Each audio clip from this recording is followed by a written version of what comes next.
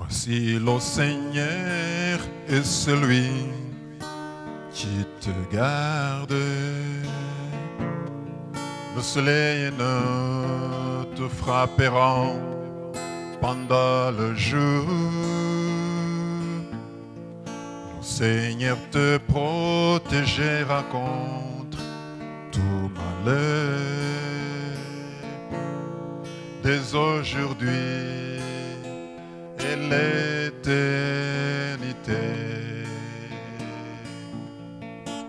Ils ne permettront point que ton pied chancelle. Telle est la promesse de Dieu le Père. Voici, il ne sommeille ni ne dort. Ce qui te garde est toujours présent. Ils ne permettront point que ton pied chancelle. Telle est la promesse de Dieu le Père. Voici, il ne sommeille ni ne dort. Dieu qui te garde est toujours présent. Dieu qui te garde est toujours présent. Dieu qui te garde est toujours présent.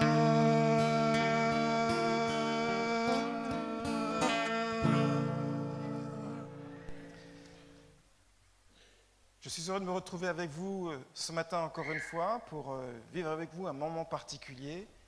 nejejwe nanone no kubana namwe muri kino gitondo kugira ngo tubane muri uyu mwanya udasanzwe, Un moment de Sainte Seine. umwanya w'ifunguro ryera. Mais avant d'y arriver, nous voulons conclure aussi cette magnifique semaine de prière Ariko mbere y'uko tuwugeramo ndifuza nanone ko dushyira iherezo kuri uyu mwanya twagize w'icyumweru cyo gusenga, avec un dernier message kumva ubutumwa twaringanirijwe bupfundikira ubundi twagize, un dernier témoignage, une dernière expérience de vie. ndetse aho tugiye kubona ubuhamya bugaragaza imibereho y'umuntu w'icyitegererezo. Et le personnage que nous abordons ce matin, c'est le personnage de Paul, l'apôtre Paul. Uwo muntu tugiye kurebera hamwe muri kino gitondo ni Pawulo.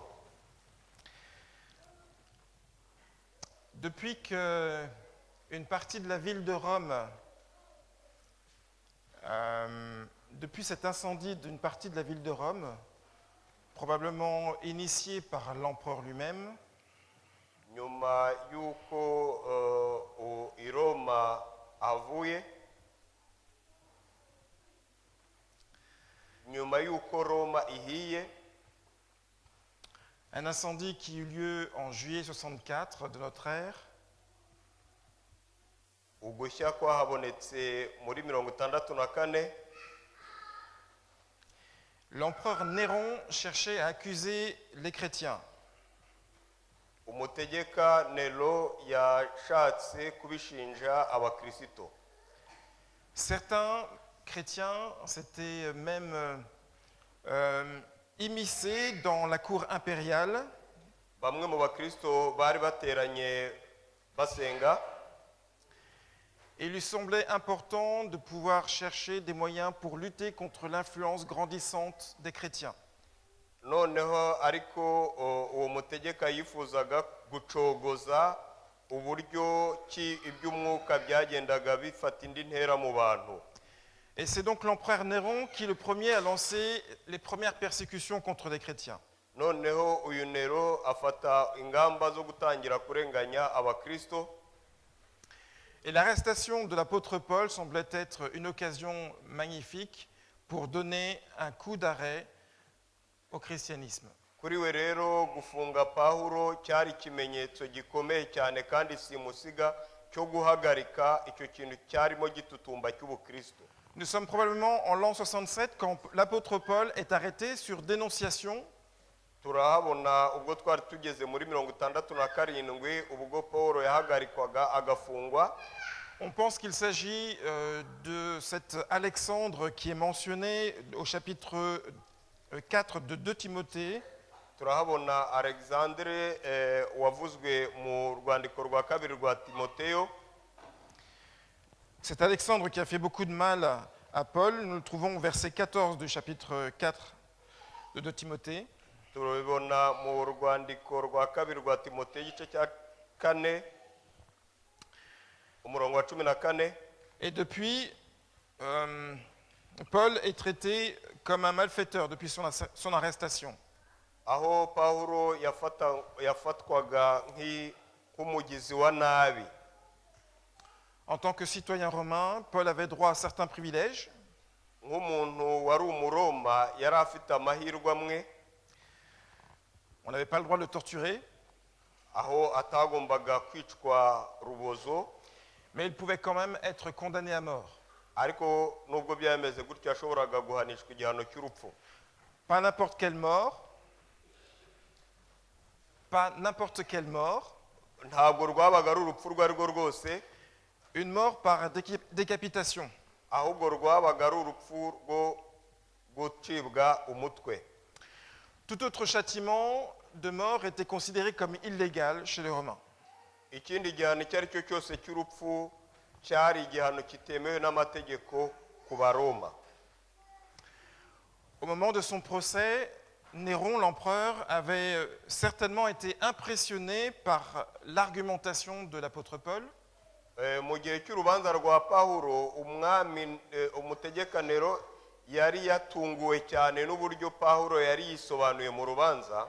Et il n'avait donc pas osé ni le condamner ni le disculper. Aho yagize ikibazo cyo kumva adashobora kumucira urubanza rumushinja cyangwa ngo amugire umwere. Mais bientôt, poussé par sa cruauté légendaire, ariko akomezanya ubugira nabi bwari bumurimo. Et comme il n'arrivait pas à mettre un terme à ce groupe de chrétiens grandissants, kuko Pawulo nawe atari yiteze guhagarika iyo groupe iryo tsinda ry'ubukristo ryarimo rikura, il résolut de condamner à mort l'apôtre Paul dès la première occasion arrivée. Yahisemo noneho gufata umwanzuro w'urukiko wo kwica Paulo ku rukiko rwa mbere ku rwego rw'ibanze. Et c'est ainsi que très rapidement, en l'an 67 ou 68, fin 67 ou début 68, mu mpera za 67 bishyira 68 ni urwo rubanza rwabaye. Paul fut mis à mort. Maze Paulo acirwa urubanza rwo gupfa. Discrètement, pour éviter un attroupement, il avait été amené sur le lieu d'exécution. None ubwo yajyanwaga aho bagombaga gushyira mu bikorwa icyo gihano cyo gupfa. Et seuls ses fidèles compagnons, Luc et Tite, l'accompagnaient. Bamwe mu nkoramutima ze Tito baramuherekeje. Mais les derniers instants de l'apôtre Paul ariko mu mwanya we wa nyuma wo kubaho kwa Pawulo allaient marquer à jamais les esprits des spectateurs présents. Igihe cyose yabonaga abantu bamushagaye. En particulier l'esprit des soldats présents, soldats romains, by'umwihariko abasirikari b'Abaroma bari baraho, qui avaient déjà vu beaucoup de choses dans leur vie. bari barabonye ibintu byinshi mu buzima bwabo. Ceux-là aussi furent touchés par le témoignage, le courage et la foi hors du commun de l'apôtre Paul. Nabo ubwabo bari bakozweho cyane ku mitima n'ubuhamya bwa Pawulo. Et Ellen White nous dit que l'esprit de pardon manifesté par l'apôtre Paul envers ses meurtriers Umuja w'Imana rero nawe taravuga ngo umwuka w'imbabazi wari uri muri Pawulo ubwo yazigiriraga bari bagiye kumwica, ainsi que son inébranlable confiance en Christ, no kuba yari afite ukwizera kudakebakeba mu Mana jusqu'aux derniers instants, kugeza mu mwanya we wo kubaho wa nyuma, furent une odeur de vie donnant la vie. byabaye impumeko nziza y'ubuzima igana ku bugingo buhoraho. Et en fait, loin d'arrêter le christianisme, aho bigaragara ko bitashobokaga guhagarika ubukristo, le sacrifice de Paul allait semer de nouvelles semences de foi kuko Pawulo yari agiye kuba igitambo kimeze nk'umurama ahubwo w'ubukristo, dans imbuto y'ubukristo, le cœur de nouveaux croyants, aho abakristo bashyashya qui eux aussi allaient être bientôt prêts à sceller leur engagement avec Dieu par le sang. bari bagiye kwitegura nabo gutanga amaraso yabo kubwo guhamya uwo bemeye uwo. La vie de Paul avait donc témoigné pour lui. ubuzima bwa Pawulo bwabaye ubuzima buhamya uwo yemeye. Dans 2 Corinthiens, chapitre 4, mu rwandiko rwa kabiri rw'Abakorinto igice cya 4, 2 Corinthiens, chapitre 4, à partir du verset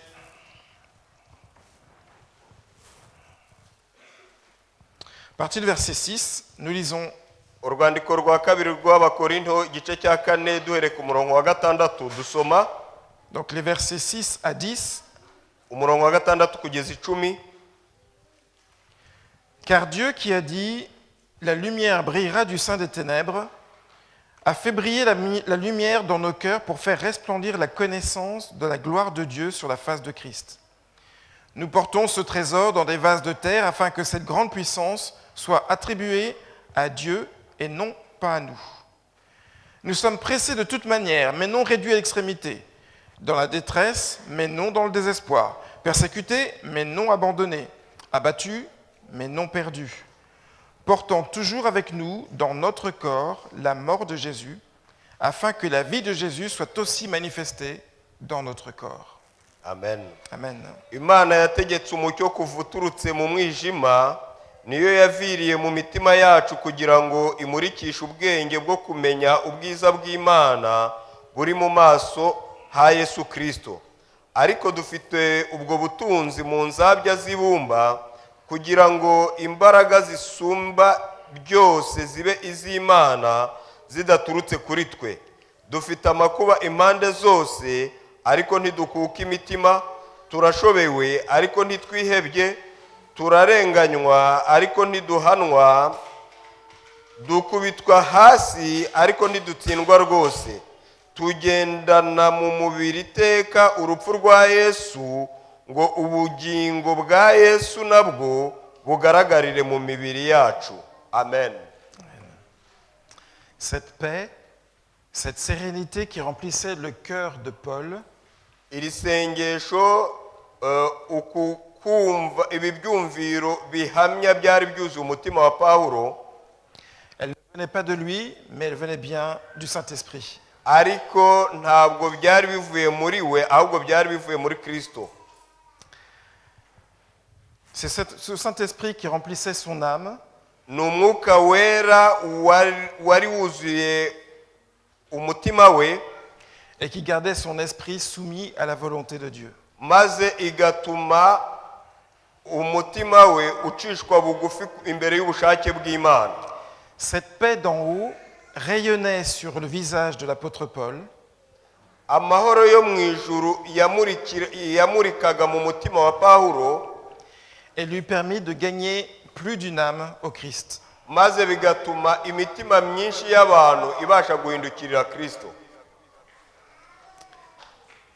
Je ne sais pas si vous êtes arrivé de reconnaître cette paix ou une certaine paix dans le visage de gens qui sont autour de vous.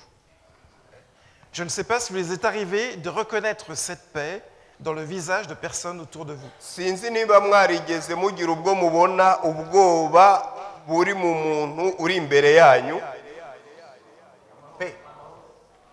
La paix. Oui, la paix. Sinzi niba mwarigeze mubona amahoro ari mu muntu uri imbere yanyu. Je me rappelle d'une expérience que ma sœur m'a racontée. Ndagira ngo mbabwire inkuru. Elle allait à un camp en Angleterre. mushiki wanjye yagiye mu ngando mu Bwongereza. Elle se déplaçait toute seule Yagendaga wenyine. et elle est arrivée à Londres. Elle devait prendre un train qui l'emmenait dans le Somerset, c'est-à-dire la partie ouest de l'Angleterre. Yagombaga gufata train imuvana i Londres imujyana mu burengerazuba bw'Ubwongereza. Et alors qu'elle cherchait en fait ce moyen de transport qui pourrait l'emmener au lieu du camp, Ubwo yashakaga transport iri umugeze aho hari kubera ingando, il y a une jeune femme qui s'est approchée d'elle hari umugore wakiri mutoya wamwegereye et qui sans doute la regardait depuis un moment.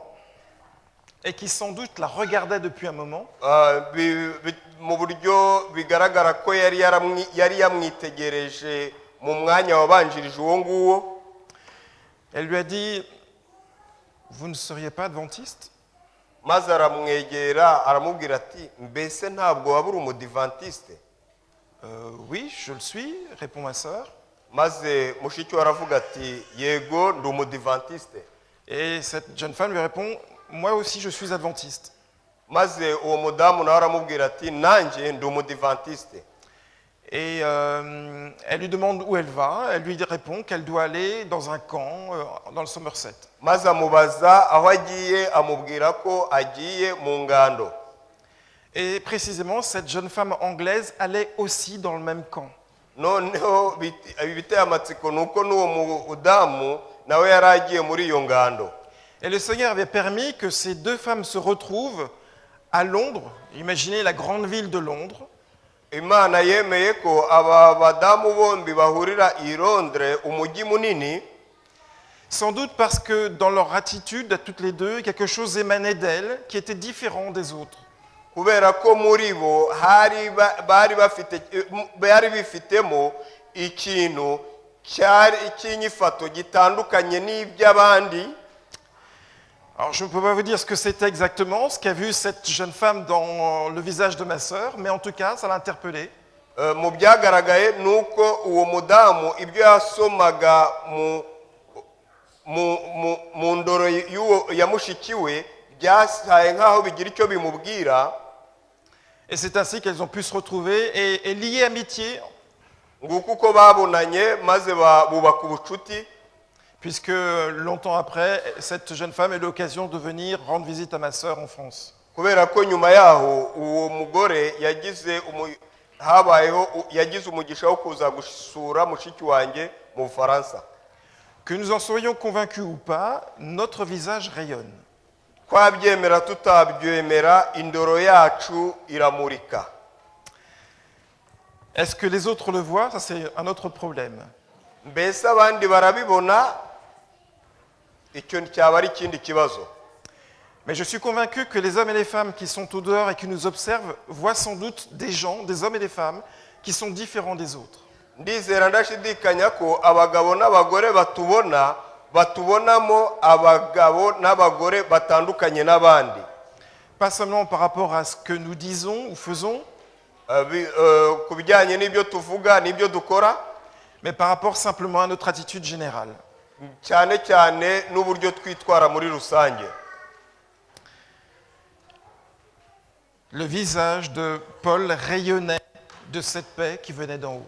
Indoro ya Pawulo yari imurikiwe cyane n'amahoro aturutse mu ijuru. Et l'atmosphère qui enveloppait Paul impressionnait ceux qui s'approchaient de lui. Maze uko Pawulo yari ameze byatumaga abandi bamurikirwa, abari bamuzengurutse. Et parce que Paul était en union avec le Christ, eh bien, sa conduite, ses paroles étaient en harmonie. Kubera ko Pawulo yari mu bumwe bwuzuye na Kristo, ibyo byatumaga n'abandi bamuzengurutse babasha kugerwaho n'ubwo bumwe cyangwa n'uwo mucyo wari muri we, waturukaga kuri we. Et ainsi, sa prédication avait une force irrésistible. Ni nayo mpamvu ikibwirizwa cye cyabaga gifite imbaraga ndakumirwa.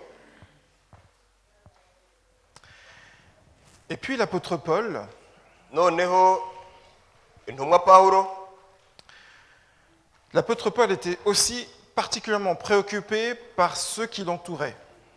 Pawulo yarahangayikishijwe cyane n'abantu bari bamuzengurutse. Ils se demandaient comment ils allaient faire face à tous les préjugés, les haines, les tribulations qui allaient s'abattre sur eux, sur ceux qui restaient. yibazaga uburyo bazahura n'akaga ndetse n'uburyo abantu babafataga cyangwa se bazanabafata. Et il était tellement concentré là-dessus qu'il en oubliait ses propres souffrances à venir. maze ibyo bikamufata umwanya cyane ku buryo we yibagirwaga n'akaga n'umubabaro yabaga ari gucamo. Il essayait d'avoir une parole d'encouragement aux uns, une fortification aux autres. maze akabona umwanya wo gutanga ubutumwa bukomeza bamwe n'abandi. Il leur répétait les promesses faites aux martyrs persécutés dans le passé. maze akababwira ubutumwa bw'inkomezi bugaragaza abandi bahowe Imana barenganijwe mu hahise. Il leur rappelait que le Seigneur renouvelait sa confiance à ses enfants. maze akabibutsa ko Imana yarangwaga igihe cyose no kugirirwa icyizere n'abana bayo. Il les avertissait que les tentations ne manqueraient pas, akababwira ko ibigeragezo bitazabura, qu'ils risquaient aussi de perdre leurs biens, akabibutsa ko bishoboka ko bashobora kubura n'ibintu byabo, mais qu'ils pouvaient aussi être sûrs que le Seigneur avait la puissance de garder leur dépôt. ariko bakumva ko bagomba kugira icyizere cy'uko Uwiteka atazigera bareka. Et que les épreuves qui allaient s'abattre sur eux s'arrêteraient à un moment donné, akababwira ko ibigeragezo bari gucamo igihe runaka kizagera bigahagarara, pour faire place à un matin radieux et à un bonheur parfait. maze bakagira ubwo bazagira igitondo cyiza, igitondo cy'umugisha, Au moment où le Seigneur interviendrait. igihe Imana izaba yabigaragarije. Et alors que Paul se trouve sur ce lieu de son martyre, mu gihe Pawulo yari ari aho hantu yagombaga guhorerwa Imana, Paul n'éprouve aucune crainte. kuri we ntacyo yari atinya, nta bwoba yari afite, Aucune frayeur, nta bwoba na mba, mais plutôt une joyeuse espérance. ahubwo yari afite amahoro yuzuye ibyiringiro yo mu mutima, Dans une attente impatiente. ategereje ibyo bigiye kumubaho. Paul ne voit pas l'épée de l'exécuteur, il ne voit pas l'épée du bourreau, ntabwo yabonye inkota y'uwari ugiye kumurenganya, parce que déjà, il voit beaucoup plus loin. kubera ko we yarebaga kure y'inkota y'uwari ugiye kumurenganya. Il voit au-delà du ciel, yarebaga hejuru mu ijuru, ce ciel pur et beau de ce jour. kuri we akabona uburyo cyari umunsi mwiza, Il est déjà en contemplation du trône céleste. ubwo yabaga yumva ko ari mu gusabana n'ibiremwa byo mu ijuru. Et alors qu'il se remémore les grands épisodes de la vie des patriarches, ubwo yabaga yibuka uburyo ki abakurambere bagiye babaho, il revoit cette fameuse échelle de Jacob entre le ciel et la terre, maze akabona urwego rwa Yakobo rwari hagati y'ijuru n'isi, avec ses anges qui montent et qui descendent, akabona abamarayika bamanuka bazamuka, portant les prières des croyants bajyanye amasengesho y'abizera, et amenant du ciel les paroles de consolation et de réconfort pour maze ces croyants. bakagarukana ibisubizo by'ayo masengesho yo gukomeza abo bantu.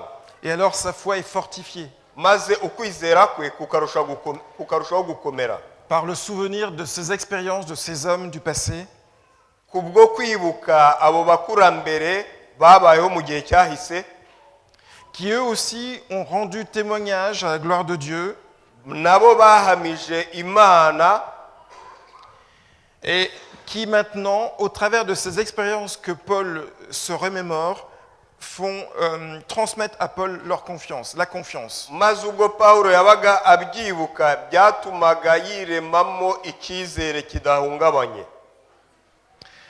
Et il entend aussi ses propres compagnons, areba inshuti ze, ceux qui ont combattu avec lui le fanatisme religieux, les superstitions païennes, akareba abarwananye nawe ubwo barwanyaga les persécutions et le mépris, abarwanyaga abakristo, et il entend leur témoignage, maze akumva ubuhamya bwabo, le rappel que Jésus est le Fils de Dieu et le Sauveur du monde. maze akibuka ko Yesu ari umwana w'Imana kandi akaba ari umukiza w'isi.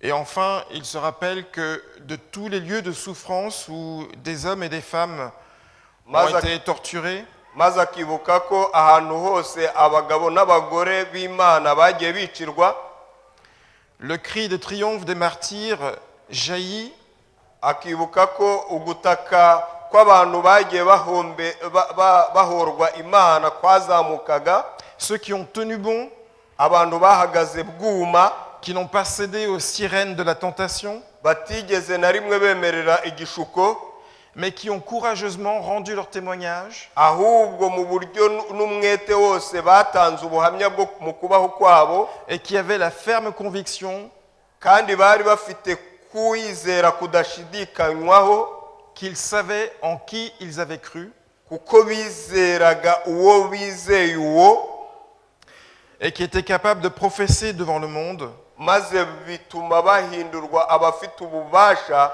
Que bwo celui- guhanura mu isi, que celui dans lequel ils avaient mis leur confiance était toujours capable d'intervenir. ko uwo bashyizemo icyizere igihe cyose yiteguye kuza kubafasha, Toujours capable de sauver, igihe cyose yiteguye kuza kubakiza, quand bien même ils seraient morts. naho baba barapfuye.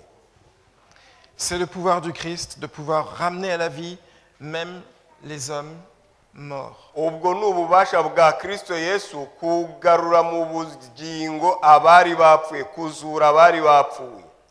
Et c'est cette confiance dans cette espérance qui donnait à Paul cette sérénité, cette paix qu'il avait au Ni moment de sa muri mort. uko kwizera n'icyizere byatumaga Paulo akomeza kunamba, Racheté par le sang du Christ, kuko yari yaracungujwe amaraso ya Yesu, lavé du péché par son sang, yuhagiwe ibyaha bye n'amaraso ya Yesu, revêtu de la justice du Christ, yambaye gukiranuka kwa Kristo, Paul peut s'avancer face à la mort. Pawulo yarimo atera intambwe yegera imbere ku rupfu. Il est serein. Yari abirimo rwose pe adahungabana. Il sait que son dépôt est en lieu sûr. Yari azi neza yuko aho ajya ari ahantu hizewe. Il sait que son Rédempteur est vivant. Yari azi neza yuko umucunguzi we ari muzima. Il sait que son Sauveur sera avec lui jusqu'à la fin, maintenant tout proche. Yari azi neza yuko umucunguzi we azaba ari kumwe nawe kugeza ibihe byose. Il se rappelle enfin cette promesse de Dieu, Maze yibuka nanone isezerano ry'Imana, je le ressusciterai au dernier jour. avuga ngo nzakuzura ku munsi wa nyuma. Et ses pensées s'élèvent vers le jour de son espérance, Ibyo bitekerezo nanone birabaho muri iki gihe cyo kwiringira, cyo kwizera, le jour du retour du Christ, ubwo dutegereje umunsi wo kugaruka kwa Kristo. et il ne voit déjà plus le glaive qui s'abat sur lui, il ne voit plus l'épée qui s'abat sur lui, Ntabwo yabonaga inkota yari ije kumwica, parce qu'il est déjà tourné vers l'instant d'après, kubera ko yari yamaze kureba aharenze iyo nkota, anticipant la résurrection des morts en Christ, maze akabona umuzuko w'abapfuye muri Kristo, alors qu'il s'endort dans la mort, maze akavuga ati napfa nasinzira mu rupfu en paix. ariko ndi mu mahoro. Près de 2000 ans sont passés, Imyaka 2 irahise, après que l'apôtre Paul ait marqué de sa vie son obéissance au Dieu qu'il a accepté de servir. nyuma y'uko Pawulo yeretse Imana ubuzima bwe bwo kumvira no kuyubaha, Nous n'avons que finalement très peu d'éléments sur les circonstances précises qui ont entouré sa mort. Nous n'avons que peu d'éléments sur les circonstances précises qui ont entouré sa mort. nubwo dufite ibintu bihamya bikeya bijyanye n'urupfu rwe ubwo yapfaga. Cependant, Paul a laissé un témoignage puissant. Ariko Pawulo yarasize ubuhamya bukomeye cyane, Un témoignage qu'il dresse lorsqu'il fait le bilan de sa vie. ubuhamya bugaragaza imibereho y'ubuzima bwe. Vous savez que lorsque on sent que la mort approche, Murabizi neza yuko iyo umuntu atangiye kwiyumvamo ko urupfu rwegereje, il n'est plus question d'avoir un masque. Vous voyez ce que je veux dire? Il n'est plus question d'avoir un masque. ntabwo biba bigihagije cyangwa ntabwo biba bigikwiye kubona kwihishira.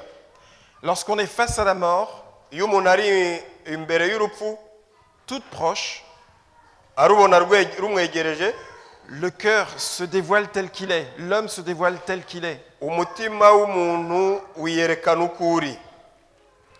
Et souvent, les dernières paroles prononcées par des hommes sur leur lit de mort Ndetse akenshi amagambo avugwa n'abantu barimo bapfa cyangwa bagiye gupfa sont des paroles extrêmement importantes aba ari amagambo afite umumaro ukomeye cyane, parce qu'elles indiquent ce que la personne voudrait laisser à ceux qui restent. kuko aba ari amagambo agaragaza icyo urwo rupfu rw'uwo muntu rugiye gusigira abasigaye. Lorsque Jésus était sur le point, non pas de mourir, mais de monter au ciel, il a laissé des paroles particulièrement importantes à ses disciples. Ubwo Yesu yari agiye kujya mu ijuru, yasigiye intumwa ze amagambo akomeye. Et de même, ici, dans 2 Timothée chapitre 4, versets 6 à 8, le verset que nous avons lu, Paul voudrait laisser un message important à Timothée. Na hano mu rwandiko rwa kabiri rwa Timoteyo twasomye hari amagambo akomeye Pawulo yasigiye Timoteyo. Relisons ensemble ce que Paul voudrait laisser à son fils spirituel, Timothée. Reka tuyusome aya magambo Pawulo yasigiye umuhungu we mu by'umwuka Timoteyo. De Timothée chapitre 4, à partir du verset 8, Aho dusanga mu rwandiko rwa kabiri rwa Pawulo yandikiye Timoteyo guhera ku gice cya 4 guhera ku murongo wa 6 kugeza mu murongo wa 8. et vous comprenez qu'il s'agit à la fois d'un témoignage et d'un testament de la part de Paul. Murumva ko harimo amagambo akubiyemo ubuhamya ndetse n'umurage Pawulo yatangaga. Verset 6, pardon. Murongo wa 6. Car pour moi, je sers déjà de libation, c'est-à-dire de sacrifice. Et le moment de mon départ approche. J'ai combattu le bon combat. J'ai achevé la course. J'ai gardé la foi. Désormais, la couronne de justice m'est réservée. Le Seigneur, le juste juge, me la donnera dans ce jour-là, et non seulement à moi, mais encore à tous ceux qui auront aimé son avènement. Umurongo wa 6, kuko ngewe maze kumera nk'ibisukwa ku gicaniro, igihe cyo kugenda kwanjye gisohoye. Narwanye intambara nziza, narangije urugendo, narinze ibyo kwizera, ibisigaye mbikiwe ikamba ryo gukiranuka, iry'umwami wacu umucamanza utabera azampa kuri urya munsi, nyamara si jye njyenyine, ahubwo n'abakunze kuzaboneka kwe bose. Amen. Paul fait le constat qu'il n'a aucun regret. Aha Pawulo aragaragaza ko nta kwicuza na gukeya afite muri we. Que les choix qu'il a faits dans sa vie, ces derniers choix, ont été les bons. Ko guhitamo amahitamo yagize ya nyuma mu buzima bwe yari amahitamo meza. Il a combattu le bon combat. Yarwanye intambara nziza. Il a achevé la course. Yarangije urugendo. Il a gardé la foi. Kandi yarinze ibyo kwizera. Il peut s'en aller heureux du devoir accompli. Ashobora kugenda anezerewe kuko ibyo yagombaga gukora yabikoze. J'espère que je pourrai prononcer les mêmes paroles à la fin de ma vie. Ndizera ko nshobora kuzavuga amagambo nk'aya ku mwisho w'ubuzima bwanjye. J'espère que je pourrai dire aussi comme lui, avec la même conviction, le même engagement, la couronne de justice m'est réservée. Ndizera ko nshobora kuzavuga ku mwisho w'ubuzima bwanjye aya magambo avuga ngo ikamba ry'ubugingo nateguriwe ikamba ry'ubugingo naringanirijwe ndariteguriwe. Le Seigneur, le juste juge, me la donnera ce jour-là. Umucamanza utabera azarimpa kuri urya munsi. Quelle foi de la part de cet homme, Mbega ukwizera uyu mugabo yari afite, alors qu'il est sur le point de mourir. nyamara yarageze umwanya wo gupfa, igihe cyo gupfa. L'apôtre Paul aura vécu sa mort comme il aura passé sa vie. L'apôtre Paul aura vécu sa mort comme il aura passé sa vie. Paulo yabayeho mu mwanya wo gupfa nk'uko yabayeho mu buzima bwe. Fidèle à ses convictions. Yabayeho yize yari indahemuka ku byo yemeraga. Jusqu'à mettre sa vie en jeu sans renoncer à ses principes. Kugeza ubwo yashyize ubuzima bwe mu kaga atigeze ava mu byo yemeraga. Et en cela, il représente aussi un type du Christ. Il représente le Christ. Aha naho bitugaragariza ko Paulo nanone yerekana Kristo. Par son action, par son ministère, Haba mu bikorwa bye ndetse no mu murimo w'ibwirizabutumwa, par ses lettres et ses encouragements aux églises, mu mabaruwa yanditse n'uburyo yakomezaga amatorero, par ses combats contre les faux docteurs et les faux enseignants, mu ntambara ye yarwanaga n'abigisha b'ibinyoma, par sa persévérance dans les épreuves et les souffrances, mu kwihangana kwe gutangaje yagiraga mu gihe cyo kurenganywa no kubabazwa, par son témoignage imperturbable face aux grands de son époque, ubuhamya yagize imbere y'abari bakomeye cyane bo mu gihe cye, et enfin par sa mort sanglante, noneho ku mwisho binyuze mu rupfu rwe, urupfu rw'amaraso. il a suivi en tout point l'exemple de son modèle, le Christ. Yakurikiye intambwe ku yindi urugero rwe ari rwo Kristo.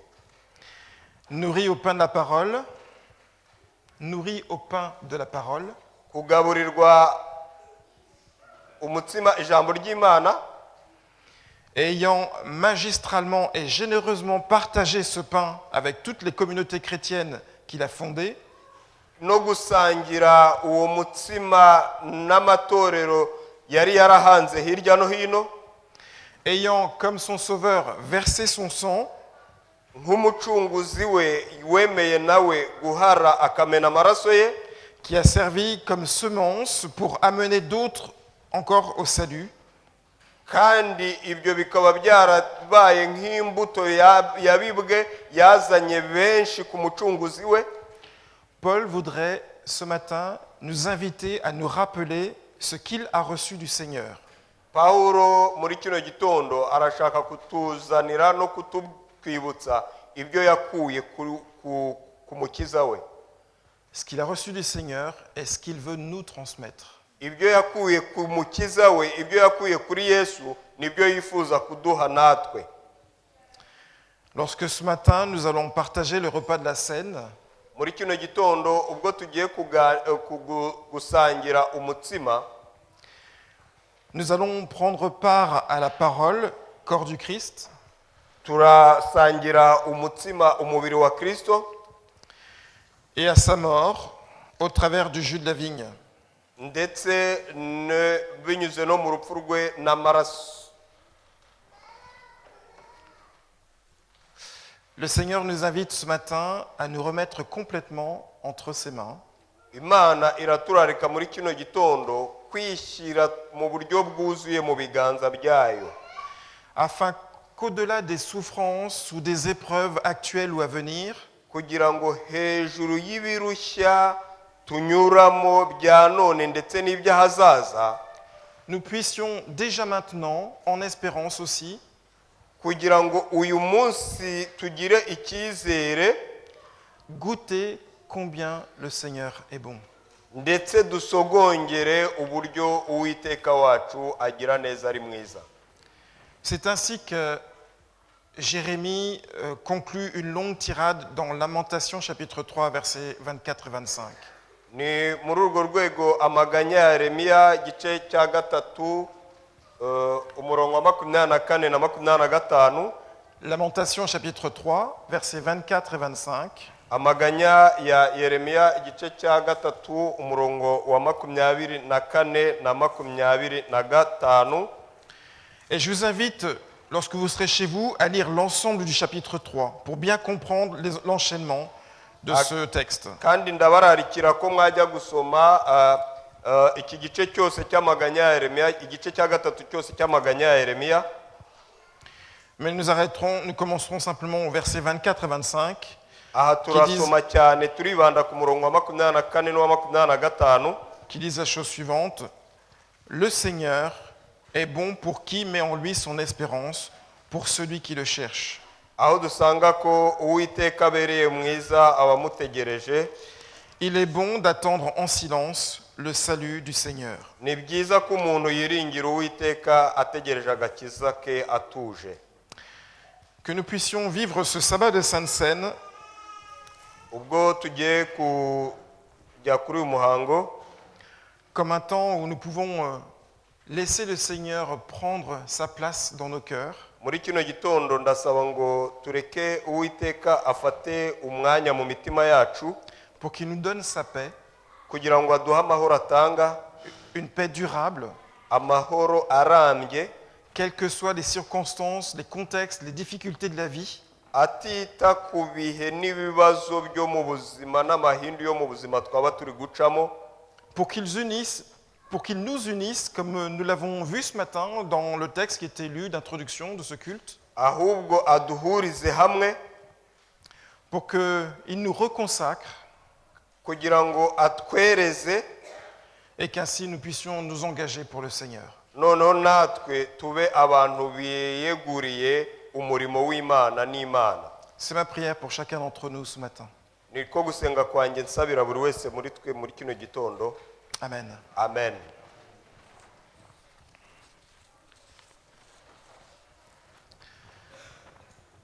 Avant de passer au lavement des pieds, j'aimerais vous inviter à un temps de prière. Nous terminons cette semaine de prière et c'est l'occasion tout particulièrement de pouvoir vivre des moments de prière. Et j'aimerais, pour que nous puissions le faire chacun librement, que nous puissions les vivre en petits groupes, que nous puissions former donc des petits groupes de 2 personnes et que nous puissions prier les uns pour les autres, prier pour notre communauté, prier pour ce moment de Sainte Seine, afin qu'il soit un moment où nous puissions nous rapprocher les uns des autres, nous reconsacrer au Seigneur et repartir de l'avant pour une période indéterminée. Mu gusoza iki cyumweru cyacu cyo gusenga, mbere yuko tujya ku muhango w'ifunguro ryera, ndabasaba ko twagira amasengesho ya babiri aho buri muntu wese ari busenge, ari bubumburire umutima we Imana, maze agasenga uko abyumva, asabira mugenzi we, asabira n'itorero ryacu ubumwe n'umwuka w'ubumwe, kugira ngo n'umuhango tugiye kwinjiraho w'ifunguro ryera utubere umwanya wo kugira ubumwe bwimbitse hagati yacu ndetse n'ubumwe bwimbitse n'Imana yacu. Alors je vous invite à vous mettre 2 par 2, là où vous êtes, et Babiri. prier avec la personne qui est avec vous, simplement. babiri ku muntu mwegeranye, maze dufate uwo mwanya wo gusenga. Et ensuite, nous repartirons dans les salles. Noneho nyuma turajya mu kozanya ibirenge.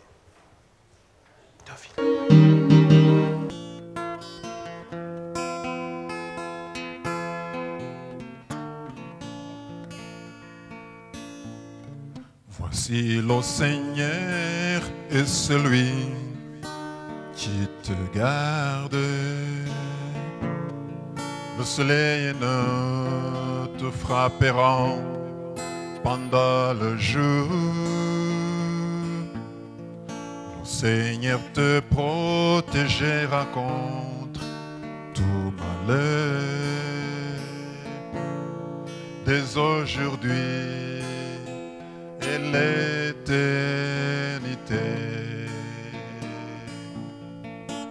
Ils ne permettront point que ton pied chancelle. Telle est la promesse de Dieu le paix.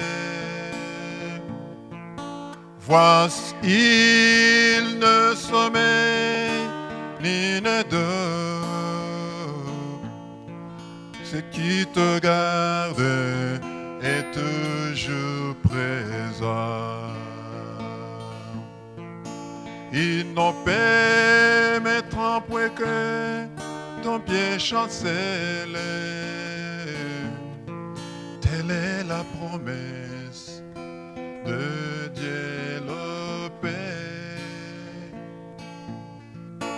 Voici, il ne sommeille ni ne dort.